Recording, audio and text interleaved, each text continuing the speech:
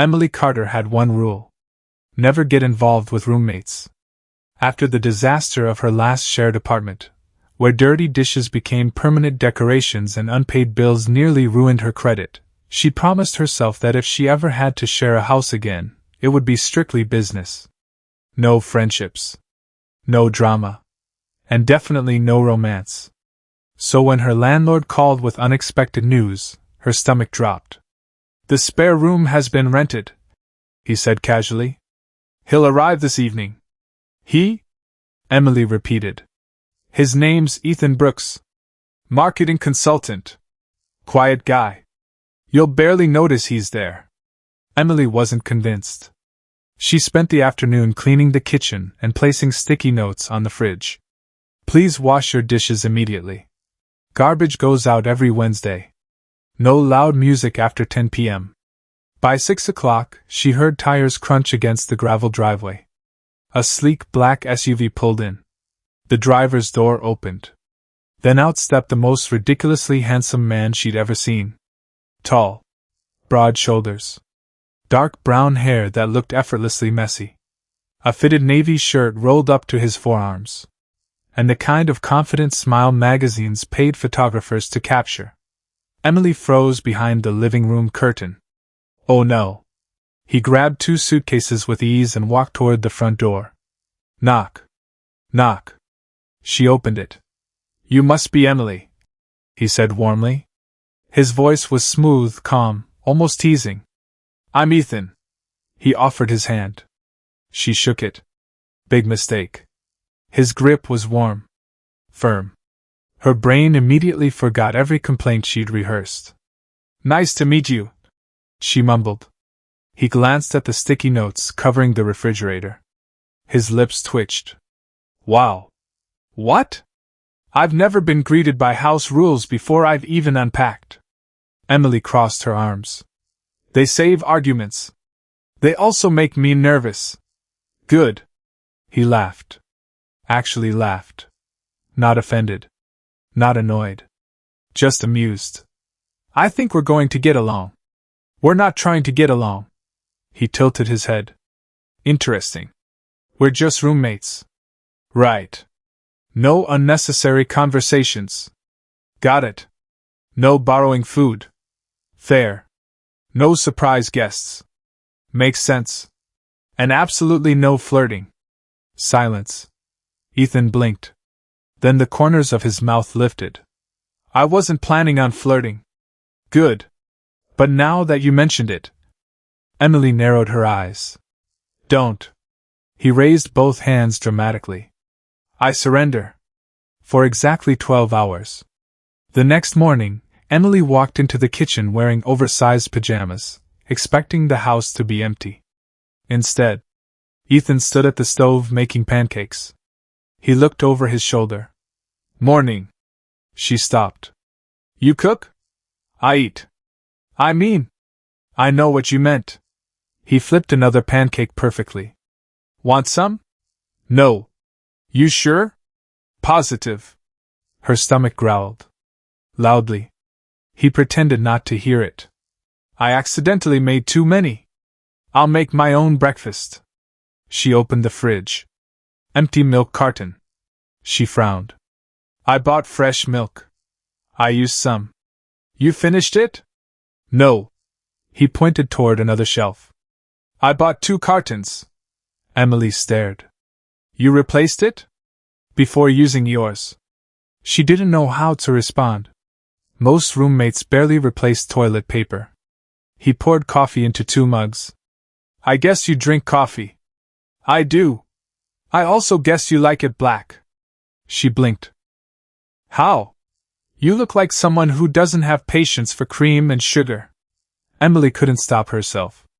She laughed. Just once. A tiny laugh. Ethan looked surprisingly pleased. "There it is." "What?" "Your real smile." "I smile. Not yesterday. I barely knew you." "And today?" She picked up the coffee mug. "I still barely know you. But you're drinking coffee I made. Don't read into it." "Oh, I definitely will." She rolled her eyes. He was impossible. Yet somehow. Not annoying. Not exactly.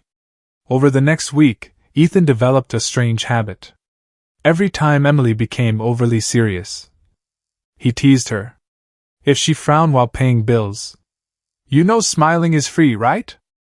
If she worked late, "Planning to buy the company?" If she carried 6 grocery bags, "You aware there are 2 people living here?" She always answered with the same expression. A glare. Yet somehow, she secretly looked forward to his comments. One rainy evening, Emily returned home soaked after walking from the bus stop. She opened the front door shivering. The lights were dim. Soft music played quietly from the kitchen. Ethan looked up from chopping vegetables. "Rough day?" "I'm fine." "Liar." "I'm just wet." "You look frozen." "I'm okay." He disappeared without another word. 30 seconds later, he returned holding a fluffy towel and a steaming mug of hot chocolate. Emily stared. "I didn't ask for this." "I know." "Then why?" He smiled. "Because sometimes people need kindness before they admit they need help." For the first time, Emily didn't know what to say. Emily accepted the towel without another word. The warmth of the mug slowly thawed her frozen fingers. She hated admitting it.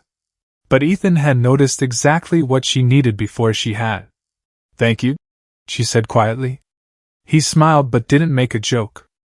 "You're welcome." For a moment, the house was completely silent except for the rain tapping against the windows. Then Ethan slid a cutting board toward her. "Want to help?" "I don't cook with strangers."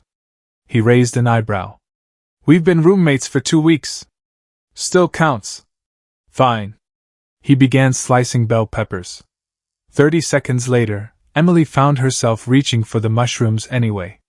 "I thought you didn't cook with strangers." "I never said I wouldn't cut vegetables."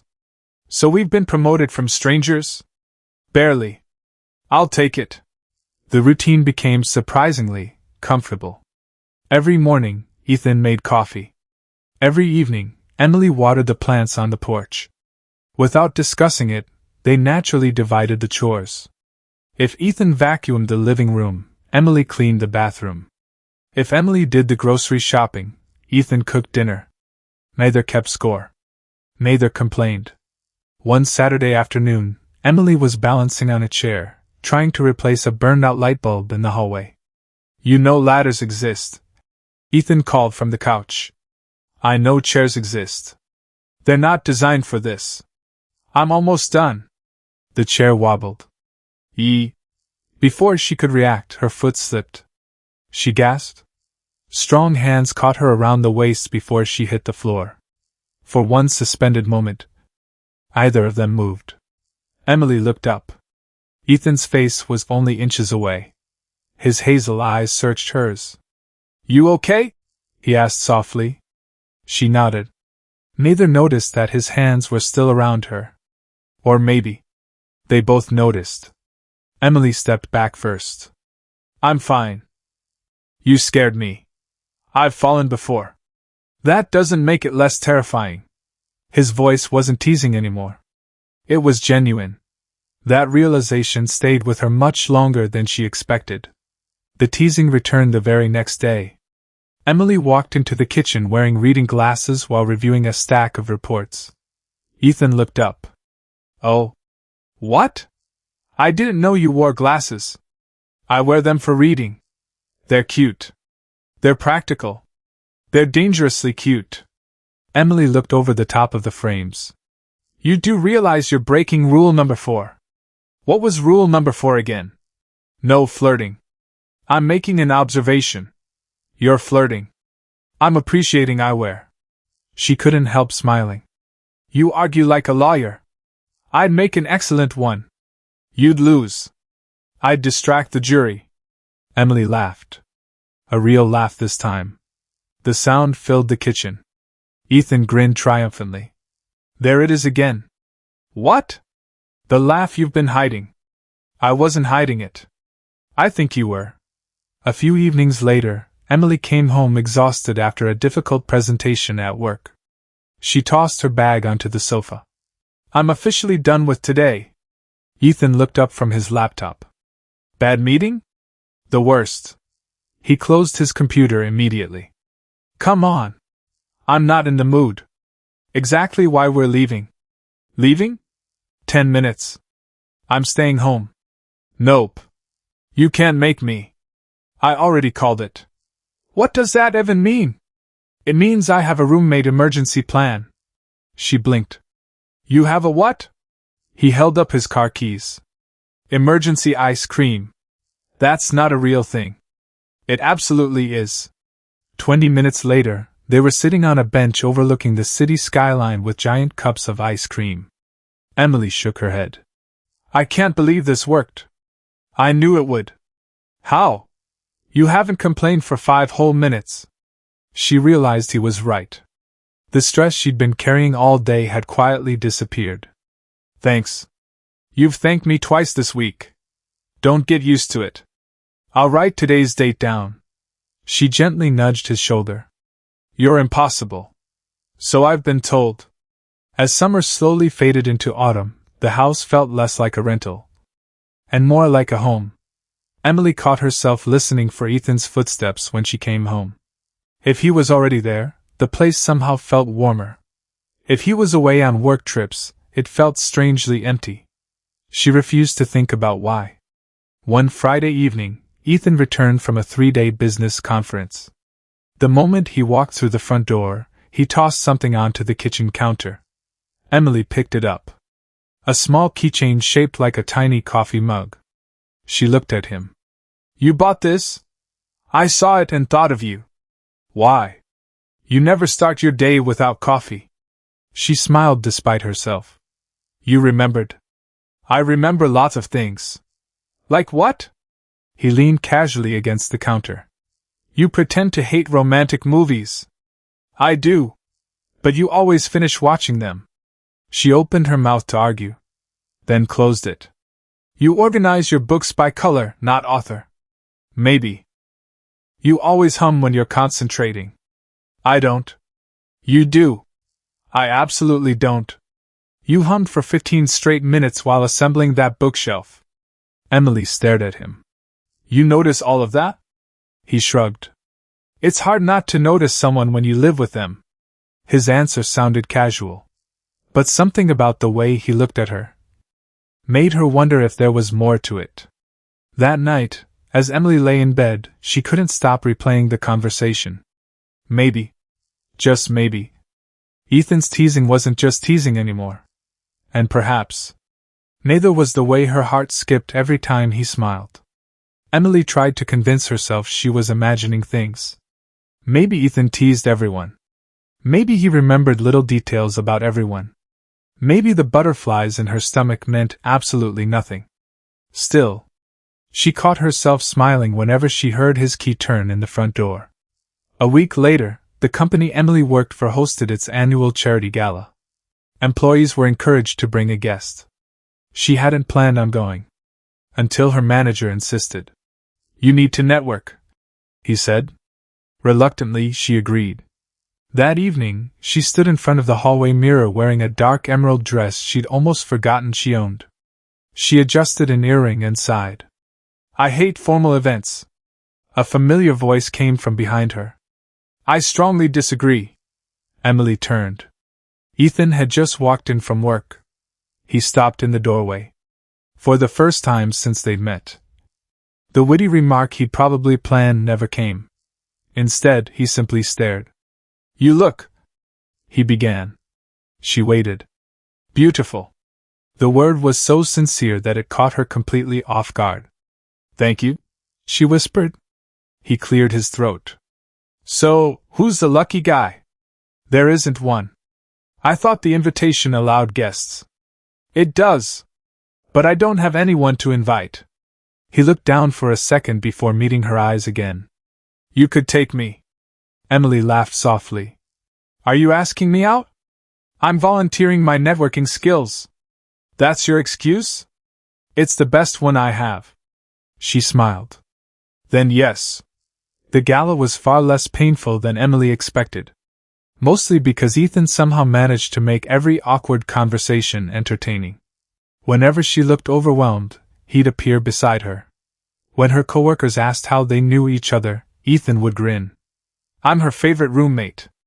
Emily would immediately shake her head. "He's my only roommate." Technicality. By the end of the evening, several coworkers pulled Emily aside. "I've never seen you smile this much," another whispered. "The way he looks at you. That's definitely not just friendship." Emily tried to dismiss the comment. But on the drive home, she noticed Ethan glancing at her every few seconds. "What?" she asked. You keep looking at me." "I'm driving." "Exactly. I can multitask." She laughed. There it is again. My laugh? My favorite sound. The words slipped out before he could stop them. Silence filled the car. Emily looked at him. "You have a favorite sound?" "I guess I do. And it's..." He smiled sheepishly. "You laughing?" A few days later, a thunderstorm rolled through the city. The power went out just after dinner. The house fell into darkness. Emily lit a few candles while Ethan searched for the flashlight. "This feels like we're in a movie," he joked. "A very low-budget one." He found the flashlight but left it off.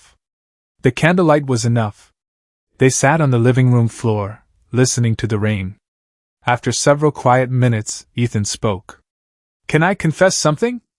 Emily looked at him. "Sure." "When I first moved in, I thought you hated me." She blinked. "What?" "You looked at me like I was an inconvenience. I was trying not to get attached." His expression softened. "Why?" "Because everyone eventually leaves." The words escaped before she could stop them. She stared down at her hands. "My dad left when I was little. My last relationship ended because he accepted a job overseas. My best friend moved away." She forced a small smile. "So I figured, if I kept everyone at arm's length, it wouldn't hurt." Ethan was quiet. Then he reached over and gently took her hand. "You know, I wasn't teasing you because I wanted to annoy you. I know. I was teasing you because every time you smiled, I felt like I'd accomplished something."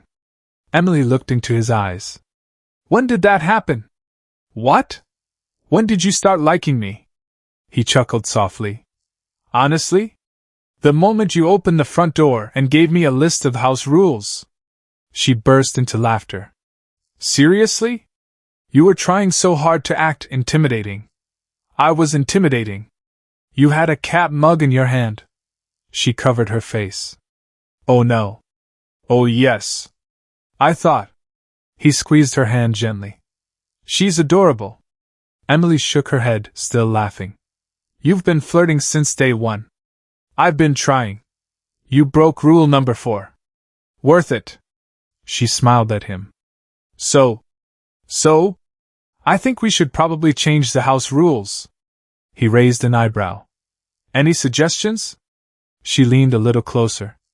"Maybe. No pretending we don't like each other." Ethan smiled, his eyes brighter than the candlelight. "I can definitely live with that." Outside, the rain continued to fall. Inside, two roommates who had started with rules, walls, and carefully guarded hearts finally admitted what had been obvious for weeks. Sometimes, the best relationships don't begin with grand romantic gestures. Sometimes, they begin with a shared house, a few playful teases, a cup of hot chocolate, and someone who notices your smile long before you do.